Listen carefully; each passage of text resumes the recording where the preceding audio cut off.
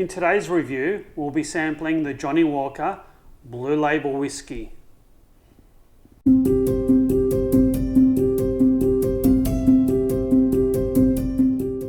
Hey, this is Maximo and welcome to Tipples and Treats.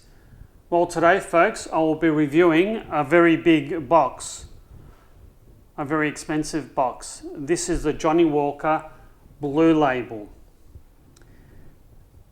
This particular bottle was bought as a result of my fourth auction purchase. The recommended retail for this is around 280 Australian dollars, and with auction fees and delivery I paid around about 200 Australian dollars for this. So it's quite a reasonable saving, but not probably the bargain that I hoped it would be. Anyway, it is a very fancy blue box, and if I open it up, it reveals quite a fancy looking bottle. I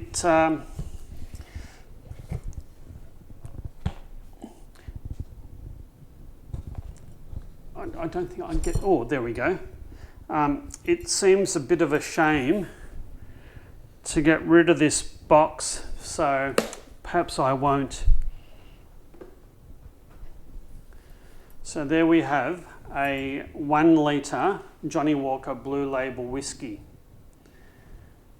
And you can see there's some sort of, I guess, sort of imitation seal. And if I was to pull this, I would speculate that I'm going to break the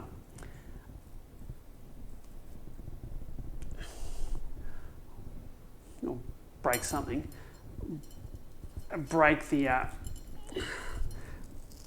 don't know if that's plastic covering. Oh, did it. All right. So this is quite a rare bottle. Each bottle is numbered. This bottle number is 49,975.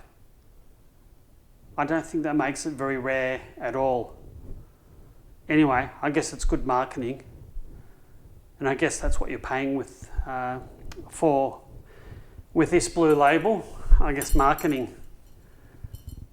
So I shall open this. Oh, very satisfying pop of the cork.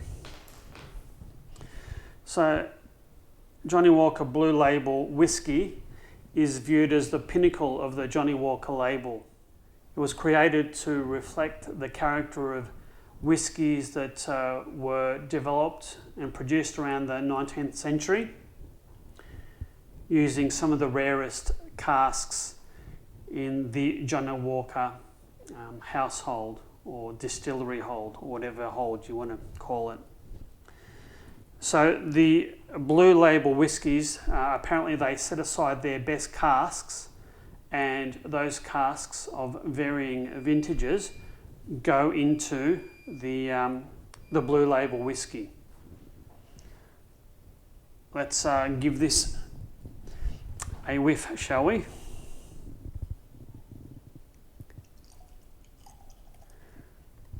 There is no glug, so an unsatisfying pour. In terms of colour, it's quite a deep, intense, dark caramel colour. One would hope that that is reflective of the age of some of the whiskies that have got into this. This is a blended whisky after all.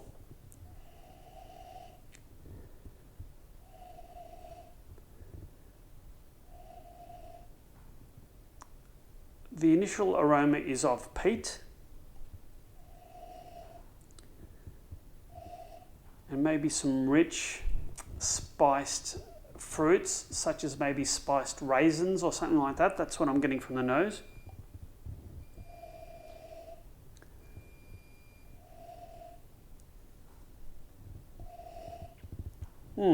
Intriguing.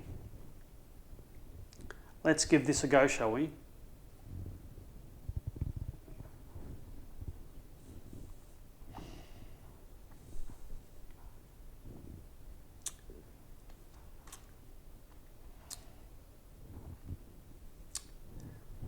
It's quite complex. There's a lot going on with this whiskey.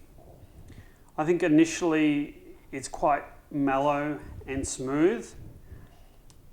It then sort of morphs into a reasonable degree of smoky or peatiness. Quite a long finish with the peat sort of continuing, and the palate being quite mellow, I think.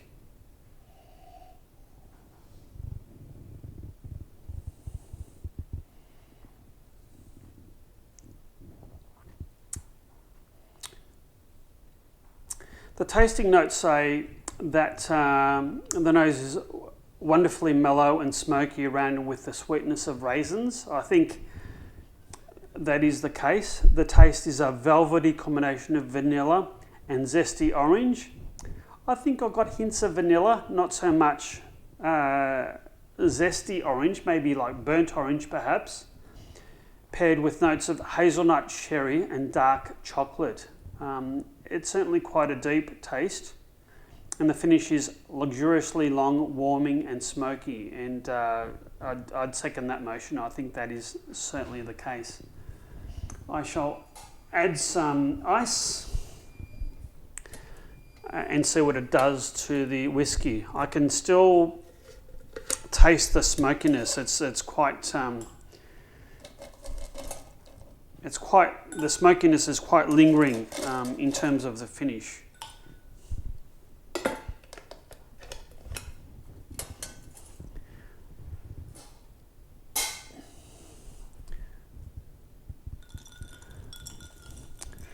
I'll just let the ice melt and have some of the soluble oils in the whiskey released.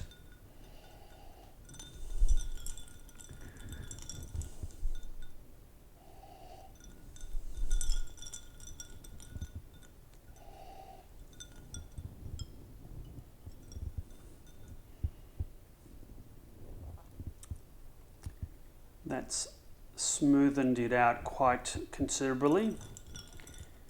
It hasn't cut down the peat though. I think the peat is still there.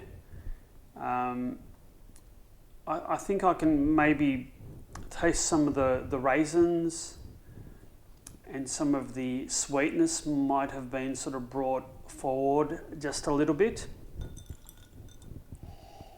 I don't get any hazelnut, cherry or dark chocolate, sorry. It is long, it is quite warming, and it is a smoky finish. This is 40% alcohol by volume, which is I think fairly typical of most of the Johnnie Walker blended whiskies. For $200 at auction, I think for a litre bottle, I think it's probably reasonable value. I'd have to say this is a much better, more rounded whiskey than the double black that I tried a while back, and I think I've still got a little bit there. There it is here. I think in terms of the two, the Blue Label's probably at least double the price, but I think it's probably twice as nice as the double black. For me, the double black wasn't quite as well finished and rounded and well balanced as the Blue Label. But I have to say, whilst it's nice, I think there's probably better whiskies that one can get for the price. I think some of the blended Japanese whiskies are probably nicer, more well balanced for my palate, and some of the 12-year-old whiskies that I've been trying of late probably are more approachable, more well balanced for my palate. So whilst I did buy this at a discounted auction, it's probably something that I'd try once and wouldn't necessarily buy it again, because I don't think the price is probably worth it in terms of what you're getting and the absolute taste and balance of the whiskey. But, you know, it's not every day that one can say that they've had a Johnnie Walker Blue Label, so I think that'll go on the top shelf and come out for perhaps rare occasions with good friends in the middle of winter to warm the cockles of one's heart. I do hope you've liked this video review. Please leave any comments. What do you think? Have you had Johnnie Walker Blue Label whiskey? Is it your favourite whiskey? I don't think it's mine. And please do hit the like and subscribe buttons. And until our next review, take care and cheers.